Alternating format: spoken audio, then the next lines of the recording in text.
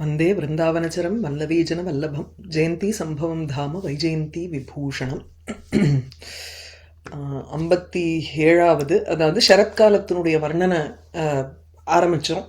அதில் விஹார கோபஸ்ய குணான் கிருணத்பிஹி க்ஷீபாஷயா கீதபதைர் உதாரைஹி சகாசுர ஆசாதித பக்தி பேதாக சாம உபசாக்காக இவ ஷாலிகோப்பியா. அங்கே கோபிகைகள்லாம் வந்து ஒரு பாடுறா. அங்கே இந்த வயலில் இது பண்ணும்பொழுது, சரத்காலத்தில் நல்ல இது பண்ணும்பொழுது பக்வான் கோபயந்தி அப்படின்னுட்டு ஷாலி கோப்பியா. எங்கே வந்து நல்ல விளைச்சல் வந்து அது அப்படியே செழிப்பாக இருக்குது, அது அறுவடை நடக்கணும். ஆனால் அதுக்கு முன்னாடி பறவைகள்லாம் கொத்திடக்கூடாதுங்கிறதுக்காக அந்த காப்பாற்றுறதுக்கு ஃபீல்ட்ஸில் இருப்பாளோ இல்லையோ, அந்த பெண்கள் எல்லாரும் வந்து சாமகானம் மாதிரி பாடுறா அப்படின்னுட்டு இந்த ஸ்லோகத்தில் பார்த்தோம். அடுத்தது வந்து விகஸ்வரேந்திராயுத பர்ஹ தாம்னஹா ஷியாமீகிருதம் கிருஷ்ணகனஸ்ய தாம்னா சரத் பிரசங்கேபி ததா ததாசீத் விருந்தாவனம் பத்த மயூரலாஸ்யம். மயில்கள்லாம் வந்து வருஷா காலத்தில் தான் உங்களுக்கு வந்து தன்னுடைய தொகையை விரிச்சுண்டு ஆடும்.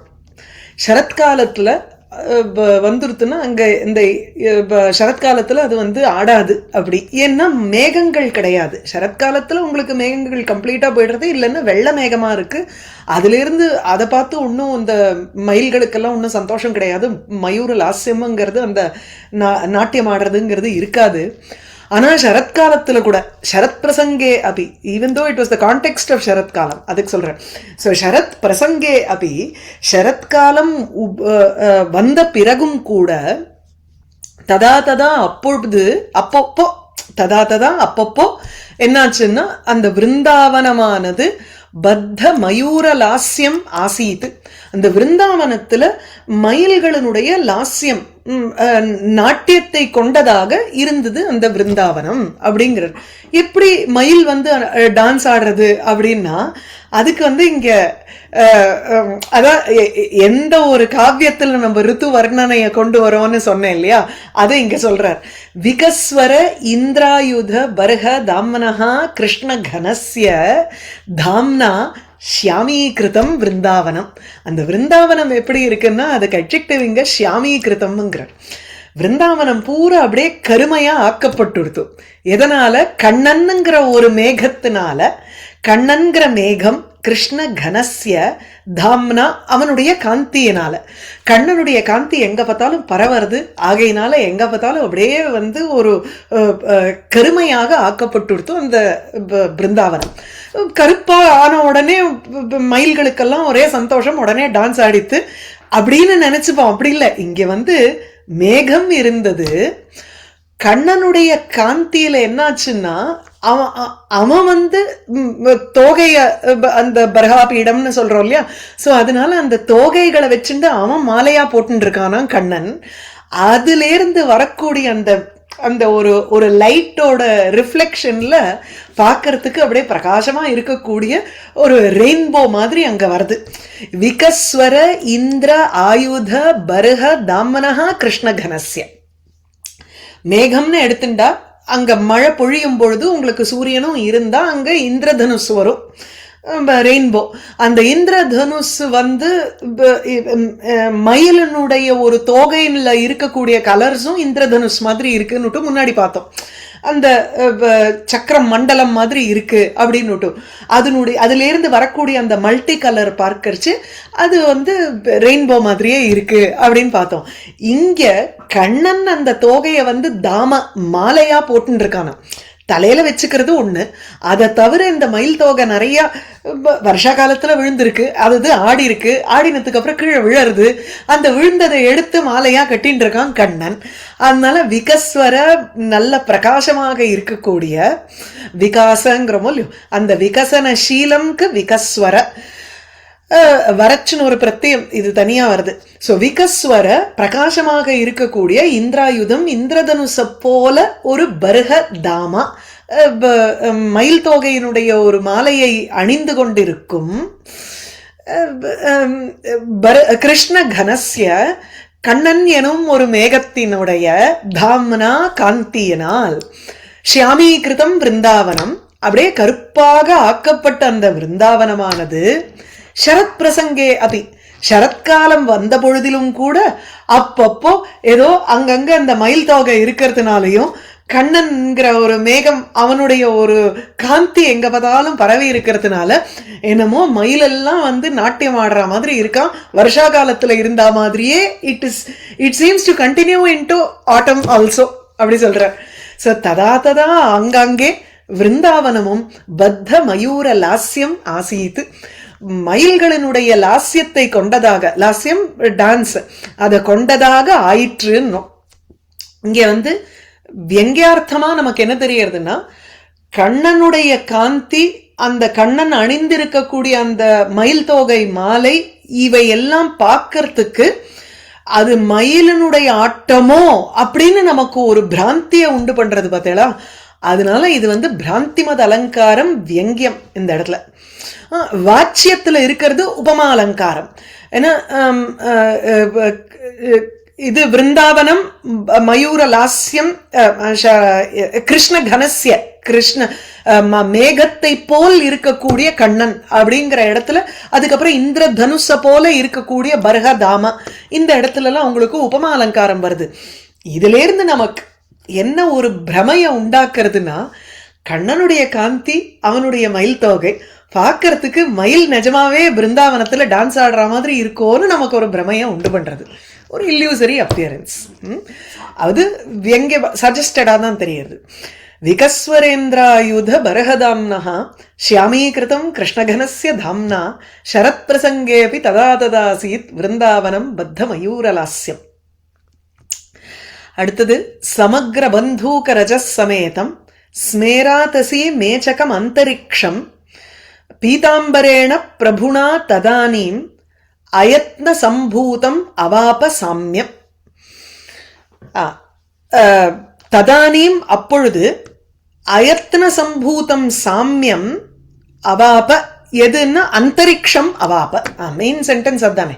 அந்தரிக்ஷம், இந்த ஆகாசமானது அந்த சமயத்துல எப்படி இருக்குன்னா, அயத்ன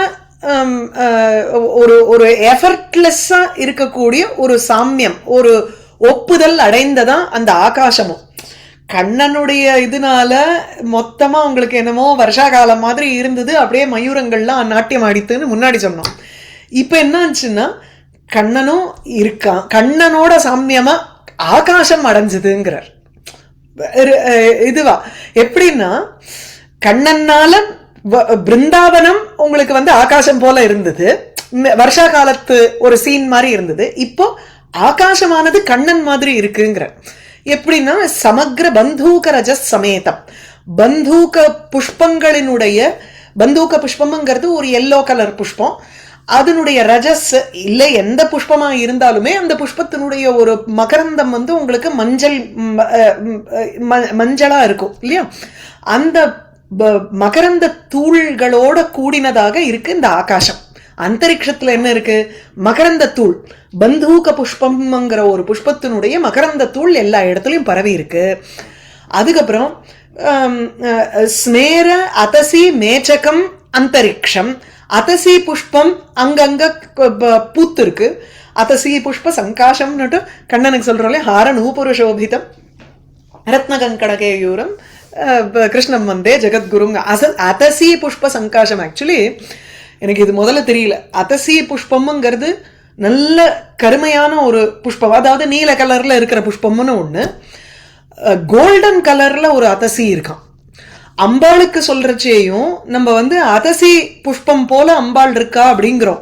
அந்த இடத்துல நம்ம எடுத்துக்கிறது நல்ல சுவர்ண வர்ணத்துல எடுத்துக்கணும் அம்பாளை. இங்க வந்து கண்ணனை வர்ணிக்கிறதுனால அதசி புஷ்பம்ங்கிற அந்த நீல கலர் அதசியை எடுத்துக்கணும்.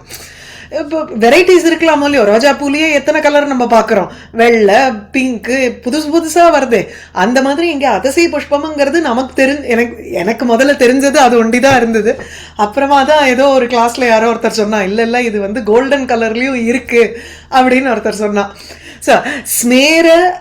ஸ்மேரனாலும், ஸ்மேரனா ஜென்ரலி புஞ்சிரிப்பை சொல்லுவோம் இல்லையா, ஸ்மேர வதனம்னுட்டு கண்ணனுக்கு சொல்லும் பொழுது அப்படியே புஞ்சிரிப்போட இருக்கக்கூடிய முகம்னு சொல்லுவோம். இந்த இடத்துல ஸ்மேரங்கிற பதத்திற்கு பிரகாசம்னு அர்த்தம் எடுக்கிறார். ஸ்மேர அதசி மேச்சகம் விகஸ்வர க்ஷுமா குசும நீலம். விகஸ்வர் பிரகாசமாக இருக்கக்கூடிய அந்த அதசி புஷ்பத்தினுடைய மேச்சக நீல கலரோட இருக்கக்கூடிய அந்தரிக்ஷம். இப்ப என்ன ஆயிடுது, பின்னாடி வந்து அதசி புஷ்பத்தினுடைய ஒரு பேக்ரவுண்டு, அதுல இந்த இந்த மஞ்ச கலர் மகரந்த தூளும் சேர்ந்துருத்தோம். சமக்ர பந்தூக ரஜ சமேதம். சமக்ரங்கர்ச்சு ஏராளமான, பந்தூக புஷ்பத்தினுடைய இது பராகம், அதாவது மகரந்த தூள், அந்த மகரந்த தூள்களுடன் கூடினதும் ஸ்மேர பிரகாசமான அதசி புஷ்பத்தினுடைய நீல கலர் கொண்டதான அந்த அந்தரிக்ஷம் ஆகாசமானது என்ன ஆயிடுத்து, கண்ணன் பீதாம்பரத்தை கட்டின்னு இருக்கிறது போல இருக்கா. அப்படிப்பட்ட அந்த ஆகாசம் பீதாம்பரேண பிரபுணா அயத்தன சம்பூத சாமியம் அவாப. எஃபர்ட்லெஸ் சிமிலாரிட்டிங்கிறார். யத்ன சம்பூதம், எஃபர்ட்லெஸ்ஸா ஒரு சாமியம் சிமிலாரிட்டி யாரோட, கண்ணனோட வந்துருத்து. பிரபுனா சகா, அந்த பிரபு விஷ்ணுவோட, விஷ்ணு வந்து பீதாம்பரதாரியா இருக்கார். இந்த பந்தூக புஷ்பம், பந்தூக புஷ்பத்தினுடைய ஒரு மகரந்தம் மஞ்ச கலர்ல இருக்கு, அதசி புஷ்பத்தினுடைய ஒரு பேக்ரவுண்டு நீல கலர். அதனால விஷ்ணு பீதாம்பரம் கட்டிட்டு எப்படி இருப்பாரோ அந்த மாதிரி ஆகாசம் பிரகாசித்ததுங்கிற. இந்த பூ வந்துதான் நித்திய கல்யாணின்னு எங்காத்துல இருக்கு.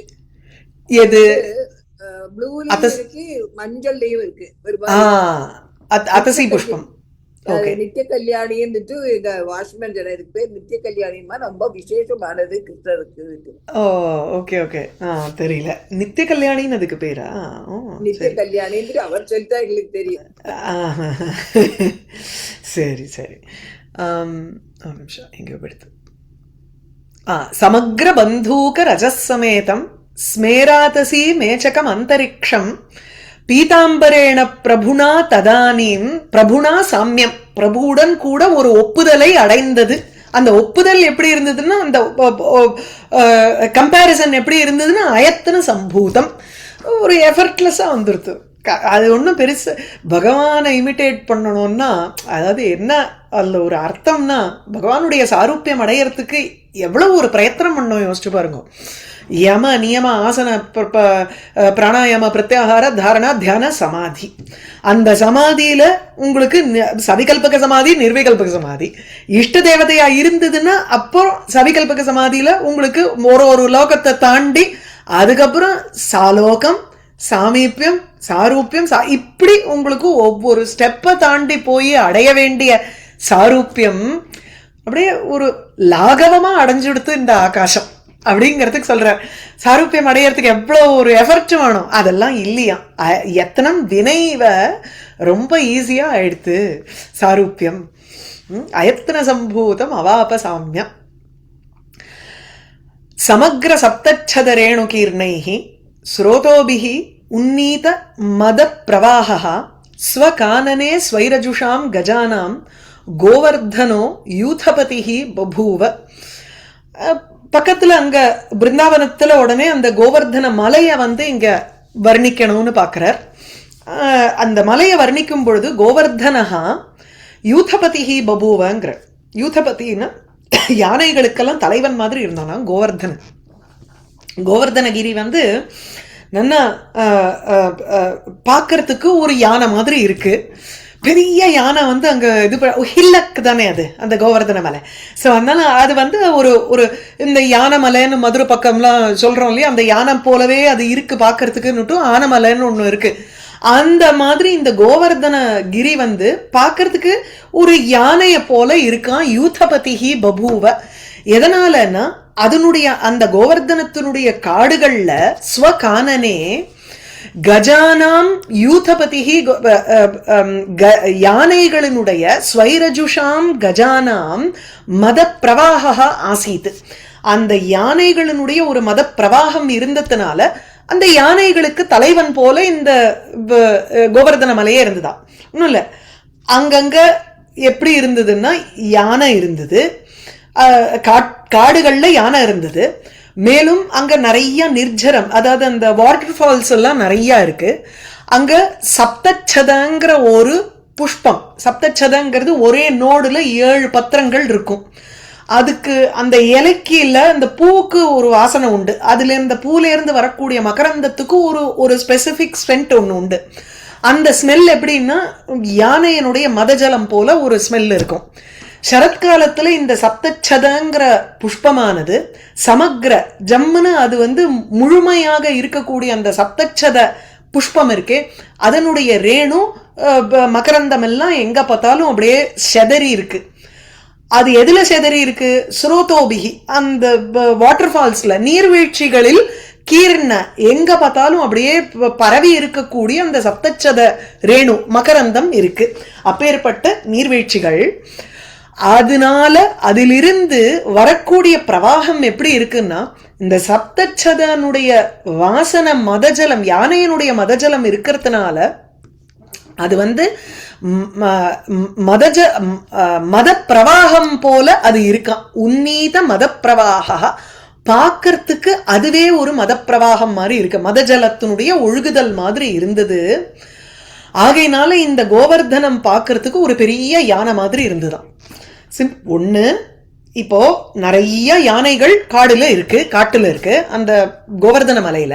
சோ ஸ்வகானனே அந்த கோவர்தன மலையில இருக்கக்கூடிய காட்டுல எக்கச்சக்கமா ஸ்வைரஜுஷாம் தன்னிச்சைப்படி நடந்து போகிற யானைகள் இருந்தது. யானைகள் இருந்தா யானைக்கெல்லாம் ஒரு தலைவன் இருக்கணும். அந்த யானைகளுக்குள்ள ஒரு யானைய தலைவனா சூஸ் பண்றதுக்கு பதிலா மலையை வர்ணிக்கும் பொழுது மலையே பாக்குறதுக்கு யானை மாதிரி இருக்கான். அது ஃபார்மேஷன்ல யானை மாதிரி இருக்குன்னு இல்ல, நல்ல யூத்தபதினாலே ஒரு இளம் வயசுல இருக்கக்கூடிய யானை தான் வந்து தலைவனாக இருக்க முடியும் ஒரு பெரிய கூட்டத்துக்கு, யானை கூட்டத்துக்கு. இந்த கோவர்தன மலையும் பார்க்கறதுக்கு ஒரு இளம் வயசுல இருக்கக்கூடிய யானை மாதிரி இருக்கான். யானைக்கு எப்படி 2 சைடுல அந்த அந்த இதுல மதஜலம் ஒழுகுமோ, அது யூத்ல இருக்கிறச்சே அதுக்கு வந்து மதஜலம் ஒழுகிறது. அந்த மதஜலம் ஒழுகிற மாதிரி இந்த கோவர்தன மலையிலிருந்து நீர்வீழ்ச்சிகள் வருகின்றன. சரி, இது ஏன் மதஜலம் மாதிரி இருக்கு? அங்கங்க அந்த சப்தச்சத புஷ்பங்கள் இருக்கு. அந்த புஷ்பத்தினுடைய ரேணு இந்த நீர்வீழ்ச்சியில விழருது. அந்த நீர்வீழ்ச்சி ஒழுகும் பொழுது அந்த மதஜலத்தினுடைய வாசனையோட ஒழுகிறதுனால கோவர்தன மலையே ஒரு யானையோங்கிற ஒரு இது மாதிரி யானையோ அப்படின்னு நமக்கு தோன்றது. ஆனா கோவர்தனஹா யூதபதிஹி பபூவனுடு ரூபகாலங்காரத்துல சொல்றார். பதம் பதமா ஒரு நிமிஷம் பார்த்துடலாம். சமக்ர ஏராளமான சப்தச்சத புஷ்பம், சப்தச்சதங்கிற பெயரை கொண்ட புஷ்பங்களினுடைய ரேணு தூசி அந்த மகரந்த தூள்களினால் கீர்ணைஹி பரவி இருக்கக்கூடிய அந்த தூளிகள் பரவி இருக்கும் ஸ்ரோதோபிகி நீர்வீழ்ச்சிகளினால் உன்னீத மத பிரவாக வெளிவருகின்ற மதஜலத்தினுடைய பிரவாகத்தை கொண்டவனாக இருக்கும் அந்த கோவர்தன மலை பார்ப்பதற்கு எப்படி இருந்தது? ஸ்வகானனே தன்னுடைய காட்டில் தன்னிச்சை ஸ்வைரஜுஷாம் ஸ்வச்சந்தியம்னு அர்த்தம். ஸ்வச்சந்ததையா அது மாட்டுக்கு யதேஷ்டம் அது விஹாரம் பண்ணிட்டு இருக்க அந்த யானைகள் அந்த தன்னுடைய காட்டுல இஷ்டப்படி செல்கின்ற கஜானாம் யானைகளினுடைய யூதபதிஹி பபூவ தலைவனாக ஆயிற்று. சமக்ர இந்த இடத்துல வந்து கோவர்தன மலையினுடைய ஒரு எபிசோட கொண்டு வரணும். அதுக்காக கோவர்தனத்தினுடைய வர்ணனையும் இங்க வருது, அந்த பர்வதத்தினுடைய வர்ணனை வருது. சமக்ர சப்தச்சத ரேணுகீர்ணைஹி ஸ்ரோதோபிஹி உன்னீத மத பிரவாஹா ஸ்வகானனே ஸ்வைரஜுஷாம் கஜானாம் கோவர்தனோ யூதபதிஹி பபூவ. அங்க குளங்கள் இருக்கு. அதோமுகைச்ச பிரதிபிம்பரூபைஹி அபியுன்னதைஹி ஆத்மபிரபி அசம்சன்ன திரிவிக்ரமஸ்ய ஸ்தித உன்னதஞ்ச பதத்வயம் பாதசி ரக்த பத்மாக. ரக்த பத்மாக, பத்மம்ங்கிறது நபுஞ்சகலிங்கம். ஆனா பத்ம புல்லிங்கே அப்படின்னு ஒரு கிளாஸ் ஒன்று இருக்கு. அதை வச்சுட்டு இங்க வந்து ரக்த பத்மாகான்னு தேசிகர் எழுதியிருக்கார். செந்தாமரை இருக்கு, நிறைய செந்தாமரைகள் அங்க வந்து அப்படியே செவந்த தாமரை புஷ்பங்கள் எல்லாம் இருக்கு. அதுகள் எப்படி இருக்குன்னா பார்க்கறதுக்கு ஜலத்துல கலக்கம் இல்லைங்கிற பாயிண்ட்டை இங்க வந்து சொல்றார். மழை காலத்துல என்ன ஆகும்னா மழை விழுந்துட்டே இருக்கிறச்சு அப்படியே கீழேந்து சேர கலப்பிண்டு கிளியரா இருக்காது உங்களுக்கு, ஜலம் மட்டியா இருக்கும், பிளஸ் அது அசைஞ்சுட்டே இருக்கும், உங்களுக்கு வந்து இந்த ரிஃப்ளெக்ஷன் வந்து சரியா தெரியாது. இப்ப என்ன ஆயிடுது, சரத்காலத்துல மேகம் இல்லை, மழை இல்லை, ஸ்டில் வாட்டர். அந்த ஸ்டில் வாட்டர்ல இன்னொன்னு என்னன்னா குறைஞ்சுட்டே வருது ஜலம், அதனால நாளம் மேல தூக்கின்னு இருக்கு. தாமரை உங்களுக்கு புஷ்பம் மாத்திரம் தெரியாத என்ன ஆகுதுன்னா ஜலத்தினுடைய லெவல் குறைய குறைய அந்த தாமரை புஷ்பத்தினுடைய நாளம் தெரியறது. அந்த நாளம் தெரியறதுனால அதோமுகைகி பிரதிபிம்ப ரூபைகிங்கிறார், கீழே பிரதிபிம்பிதமாக வேற அது இருக்கு தெரியறது. சோ இந்த நாளமும் பிரதிபிம்பமா இருக்கு, புஷ்பமும். பொதுவா நம்ம இப்போ ஒரு லோட்டஸ் வந்து அப்படியே மேல முதக்கிற மாதிரி இருந்ததுன்னா அப்சர்வேஷன் யோசிச்சு பாருங்க, என்ன அப்சர்வேஷன்ங்கிறதுக்கு சொல்றேன். ஒரு ஒரு ஜலத்துல மேல வெறும் புஷ்பம் மாத்திரம் இருந்ததுன்னா உங்களுக்கு வந்து ஒரு ஒரு நாளத்தோட ஒரு ரிஃப்ளெக்ஷனுங்கிறது தெரியாது. மேபி ரிஃப்ளெக்ஷனே கம்மியா இருக்குமோ என்னமோ, it may be very different உங்களுக்கு இல்லையா. எப்போ அது ரிஃப்ளெக்ஷன் தெரியும் அப்படின்னா தண்ணியை விட்டு நீண்டு கொஞ்சம் தூரம் மேல நிக்கிறச்சே தானே தண்ணியில ரிஃப்ளெக்ஷன் தெரியும். அதை அப்சர்வ் பண்ணிருக்காரு. அதோமுகைஹி பிரதிபிம்ப ரூபைஹி, கீழ்நோக்கி இருக்கக்கூடிய பிரதிபிம்ப உருவங்களுடன் கூட. அப்புறம் என்ன ஆயிடுது, அபியுன்னதைஹி மேல வேற தூக்கிண்டு நிக்கிறது, ஆத்மபிகி தான் வந்து மேல தூக்கி நிக்கிறதாம். சோ ஆத்மபிகிங்கிறச்சு தன்னுடைய உண்மையான ஸ்வரூபம் இப்ப எப்படி இருக்குன்னா அபியுன்னதம் மேலோங்கி இருக்கிறது. இது ரெண்ட நம்ம யோசிச்சு பார்க்கணும். நமக்கு என்ன தோணும், அதே மாதிரி இருக்குன்னு தான் நம்ம சொல்லிட்டு போறோம். தேசிகருடைய தாட் ப்ராசஸ பாருங்க. பகவான் திரிவிக்ரமாவதாரம் எடுக்கிறச்சே ஒரு கால் மேல ஒரு கால் கீழே அந்த மாதிரி இருந்துதான் அந்த செந்தாமரை எல்லாம். திரிவிக்ரமஸ்ய ஸ்திதம் உன்னதம் ச பதத்வயம் பாதசி ரக்த பத்மாஹாங்கிற திரிவிக்ரமாவதாரத்துல ஒரு காலை தூக்கிட்டு பகவான் நிற்கும் பொழுது கீழே ஒரு கால் மேல ஒரு கால், அந்த மாதிரி இங்க தாமரை புஷ்பம் அப்படி தண்டோட அப்படி மேல ஒரு ஒரு கால் நிக்கிற மாதிரி இருக்கு, கீழே பிரதிபிம்பிதமா இருக்கக்கூடிய அந்த ரிஃப்ளெக்ஷன் இருக்கு, அது வந்து பூமியில நிற்கக்கூடிய ஒரு கால் மாதிரி இருக்கான். பதத்வயம் திரிவிக்ரமஸ்ய ஸ்திதம் உன்னதம், ஸ்திதம் நிற்கின்ற, அதாவது firmly placed on the earth, உன்னதம் மேல உயர்க்க தூக்கி இருக்கக்கூடிய, பதத்வயம் இரண்டு பாதங்கள் போல, பாதசி அது அந்த பாதங்களை அசம்சன் தெரிவிக்கின்றனங்கிறார். அது போற்றுகின்றன, ஸ்துதி பண்ற மாதிரி இருக்கான். பகவானுடைய இரண்டு நம்ம இமிட்டேட் பண்றச்ச இப்போ ஒவ்வொருத்தருக்கு பக்தி வந்து அவரவருடைய மனசுக்கு ஏத்த மாதிரி சம்ஸ்காரங்களுக்கு ஏத்த மாதிரி பக்தி பேதாத்துங்கிறோம். இப்ப வியாசர் சொல்றது பூஜனாதி அனுராகான்னு வியாசர் சொல்லுவார். கர்க மகர்ஷி எடுத்துட்டோம்னா அவரை பொறுத்தவரையில் கதாசிரவணம்னு விடுவார். இந்த மாதிரி நாரத பக்தி சூத்திரத்துல ஒவ்வொரு ரிஷிக்கு ஒவ்வொரு விதமான பக்தின்னு சொல்றோம். அதுல இந்த மாதிரி கதாசிரவணம், கதா அந்த இமிட்டேஷன். இப்போ பரதநாட்டிய சாஸ்திரத்துல எடுத்தோம்னா நம்மளுடைய பக்தியை தெரிவிக்கிற மாதிரி நம்ம வந்து இமிட்டேட் பண்ணி காமிக்கிறதுன்னு இருக்கு. இங்க அசம்சன் சம்சதிங்கிறச்சு ஸ்தோத்திரம் பண்றதுன்னு ஒரு அர்த்தம் இருக்கு. ரக்த பத்மாக அந்த சிவந்த தாமரைகள் பாதசி ஜலத்தில் அசம்சன்னு பகவானுடைய இரண்டு பாதங்களை போற்றுகிற மாதிரி இருக்கான், ஸ்துதி பண்ற மாதிரி இருக்கான். By showing how he is. டான்ஸே உங்களுக்கு it is a form of puja தானே. அந்த பகவானுடைய ஆர்ட்டை நம்ம வந்து பகவானுடைய கதைகளை நம்ம சொல்லும் பொழுது அந்த ஒரு தாட் ப்ராசஸ்ல இருக்கும். அந்த ஒரு 2 மணி நேரம் நம்மளுடைய மனசுல பகவானுடைய சரித்திரத்தை தவிர வேற எதுவுமே இல்லையே. அதனால அந்த imitation is also a form of பூஜைங்கிறீங்க. அதோமுகைஸ்ச பிரதிபிம்ப ரூபைஹி அபியுன்னதைஹி ஆத்மபிஹி அபி அசம்சன்னு திரிவிக்ரமஸ்ய ஸ்திதம் உன்னதம் ச பதத்வயம் பாதசி ரக்த பத்மாக. இந்த இடத்துல இது ஒரு இந்த பிடிஎஃப்ல ஒரு ஸ்லோகம் இல்லை, இந்த வரேன் நேரம் 63க்கு போயிடுத்து.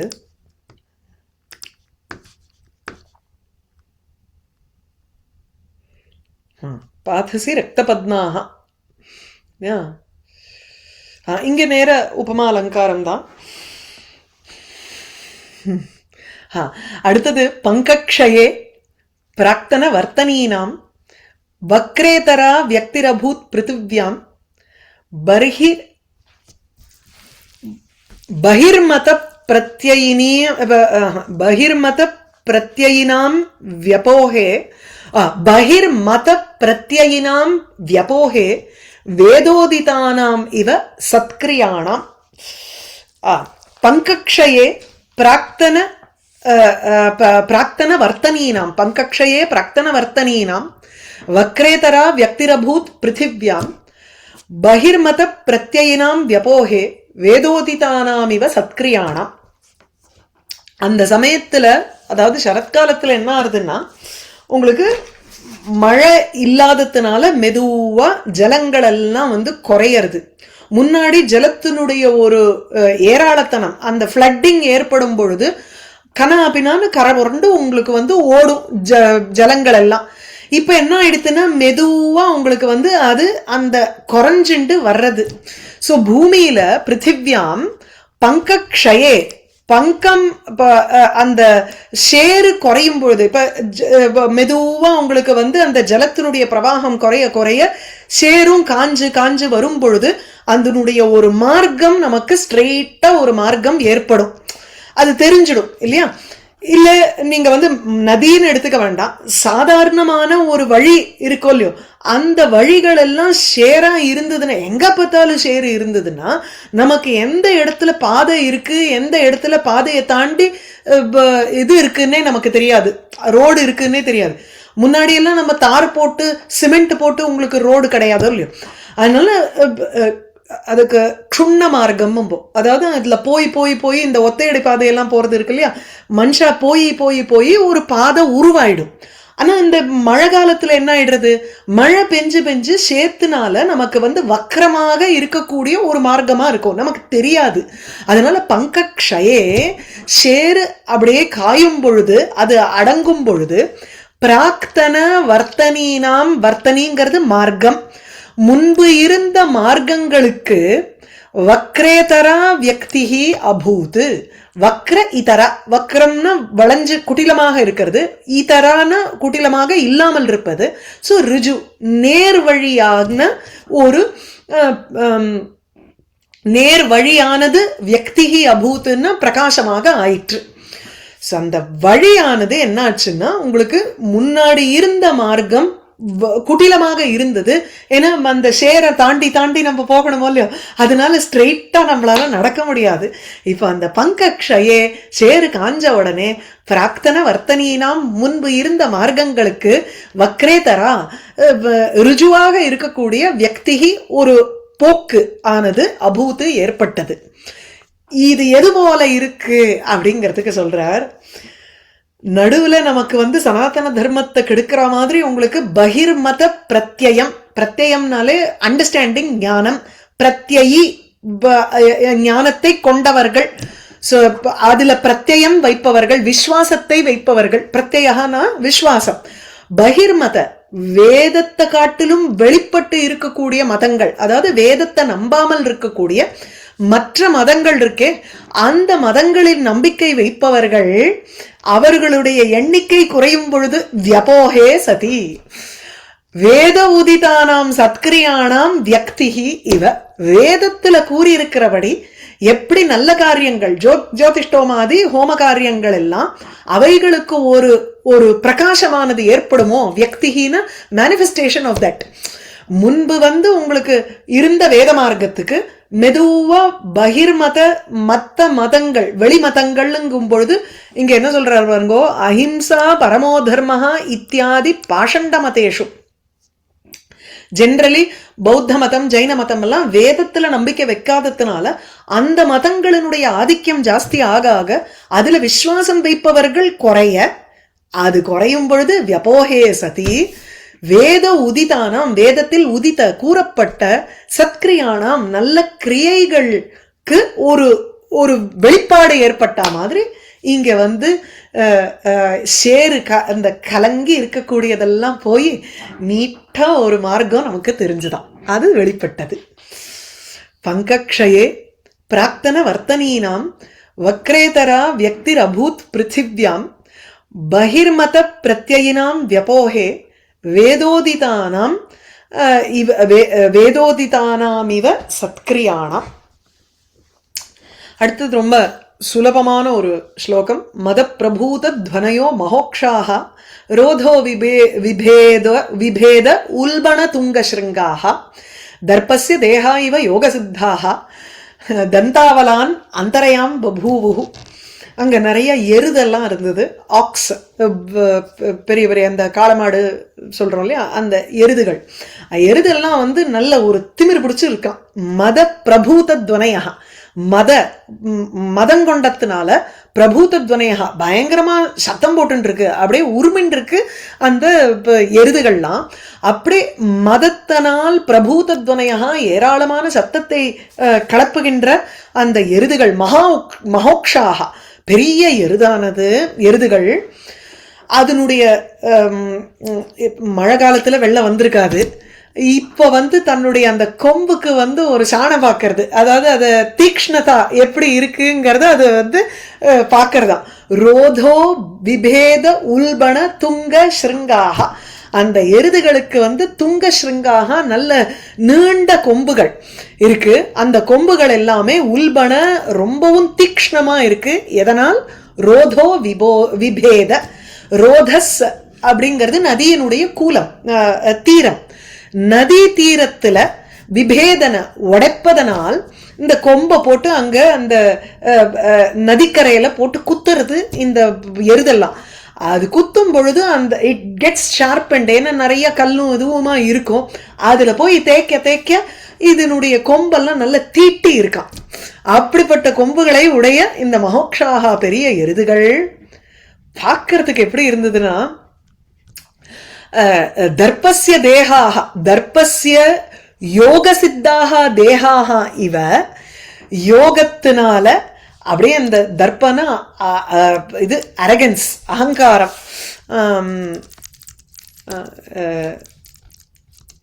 தர்ப்ப ஏவ அப்படின்பார். ஐ திங்க் உத்தரராமச்சரித்தத்துல நினைக்கிறேன். இவன் வர்றச்சே லவன் வந்து சண்டை போட்டுன்னு இருப்பான்.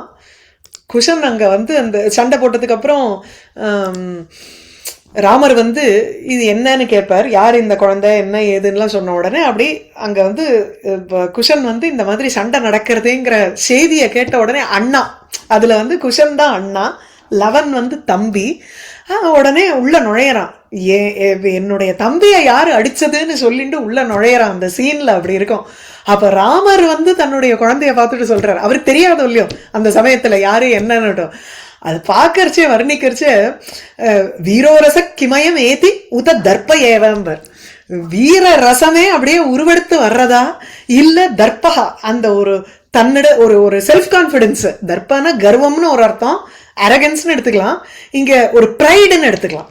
Fried is more positive. இங்க அந்த ப்ரைடு வந்து ஒரு உருவெடுத்து வந்தா மாதிரி இருக்கே அப்படின்னு குஷனை பார்த்து ராமர் வர்ணிப்பார் உத்தரராமச்சரித்தத்துல. இங்கே அதே மாதிரி தர்ப்பஸ்ய யோக சித்தாக தேகாக இவ மகோக்ஷாக, யோகத்தினால யோகத்தினுடைய பிரபாவத்தினால சித்தமா இருக்கக்கூடிய தேகம். தர்ப்பம் அதாவது இந்த ப்ரைடுங்கிறது ஒரு யோகம் செஞ்சு செஞ்சு அதுக்கு ஒரு தேகம் ஏற்பட்டதுன்னா, ஒரு பர்சானிபிகேஷன், ஒரு உருவம் கொண்டு அதுக்கு வந்ததுன்னா எப்படி இருக்குமோ இந்த எருது மாதிரி இருக்கும் போல இருக்கு அப்படின்னு நமக்கு வந்து ஒரு தாட்டை கொடுக்கறதா அந்த எருது பார்க்கறதுக்கு. அதனால தர்ப்பஸ்ய அந்த அகங்காரம், அகங்காரத்தினுடைய யோக சித்தாக தேகாக இவ, யோகத்தினால் அடையப்பெற்ற தேகங்களை போல் இருக்கும் மகோக்ஷாகா இந்த எருதுகள். தந்தாவலான் அந்தரையாம் பபூவுகு, யானைய கூட அப்படியே திரஸ்காரம் பண்ணிடுறான். யானையை விட இன்னும் திமிரா இருக்கிற மாதிரி இருக்கு, யானையை விட இன்னும் பவர்ஃபுல்லா இருக்கிற மாதிரி இருக்கான். அதனால தந்தாவலானபி தந்தினகா, யானைகளை கூட அந்தரையாம் பபூவுகு, ஒரு சண்டைன்னு வந்ததுன்னா இந்த யானையை கூட தோக்கடிச்சிடும் போல இருக்கு. அந்த மாதிரி ஒரு இதோட இருந்துதான் ப்ரைடு, மதமதப்போட இருந்தது இந்த எருதுகள். மத பிரபூதத்வனையோ மகோக்ஷாக ரோதோ விபேதோல்பண உல்பணன தீக்ஷ்ணம், நல்ல தீட்டினது, ஒரு ஷார்ப்பா இருக்குன்னு அர்த்தம். ரோதோ விபேத உல்பண துங்க ஸ்ருங்காக தர்ப்பஸ்ய தேகா இவ யோக சித்தாக தந்தாவலான் அந்தரயாம் பபூவுஹு. இது நிறுத்திப்போம். அடுத்தது கொஞ்சம் அழகான ஒரு ஸ்லோகம், அதில் நெக்ஸ்ட் கிளாஸ் இந்த 64 ஆரம்பிப்போம். வந்தே விருந்தாவனச்சரம் வல்லவீஜன வல்லபம் ஜெயந்தி சம்பவம் தாம வைஜெயந்தி விபூஷணம்.